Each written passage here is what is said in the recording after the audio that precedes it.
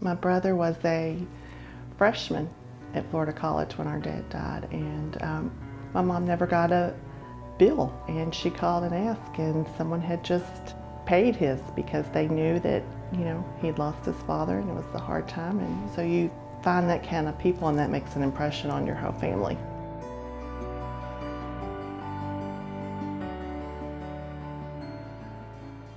I actually started coming to this campus when I was in 3rd grade.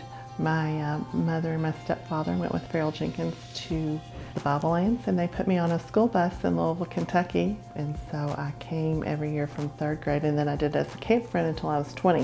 It was just a wonderful place, and I met great people, and I think that that has helped me as a dorm parent because this is a great place to meet the best people that can influence you and help you grow as a person. It was kind of a second home, and I felt like I, at some point in life, wanted to be able to give back. Seeing the impact it had on Amy, also her brothers went here, and then obviously our daughter Amanda was here about 10 years ago, and then now our son's here, and just seeing the impact that it had on all of them, it's something that we had a desire to kind of give back to it, because it's a lot different than going to a public school. It's night and day as far as that, between that and Florida College.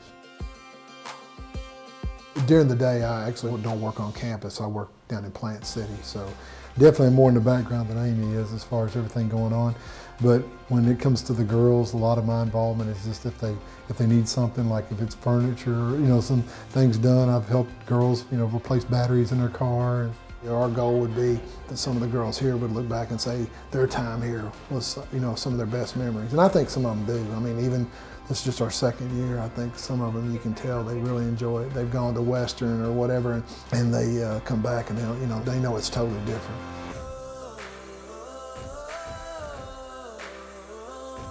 I mean, with Miles being here, our son being here, we have tried to keep our distance, from him, because we don't want to ruin his college experience. And I think even with our own children, you want a place where it's going to ground their faith and not lose their faith. And so often you hear that they go off to college and they lose their faith. And so if Chuck and I can be a part in grounding that faith and growing that faith instead of them going to college and losing their faith, then that's a big job.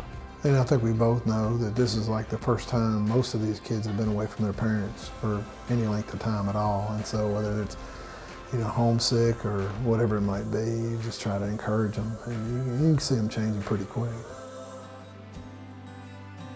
I think when they graduate and I'm looking at them and they're leaving, I'm hoping that they stay strong and do great things for the Lord and keep the faith. And I look at them and I hope that they stay strong and that a lot of good things happen because of their time here. I think when you see them graduate, and one thing I was surprised by last year is some of the students you don't think you're as close to, you get more emotional, at least for me, but you see them moving on to that next chapter in their life. And I'm sure that over the years that'll just keep building. I hope that they know Chuck and I well enough by the time they leave to know that our door's always open, that they can come back, that we would do anything to help them. It is a small window that we have them. If they need us, we would help them if they would come back and ask, and so that they feel that there is somebody that they can always talk to and be there for them.